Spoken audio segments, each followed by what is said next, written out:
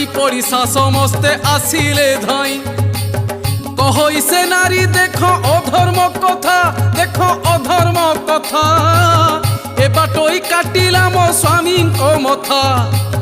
बड़सन माने ताकू आश्रय देई एबे मु अनाथ हेली हे साई भाई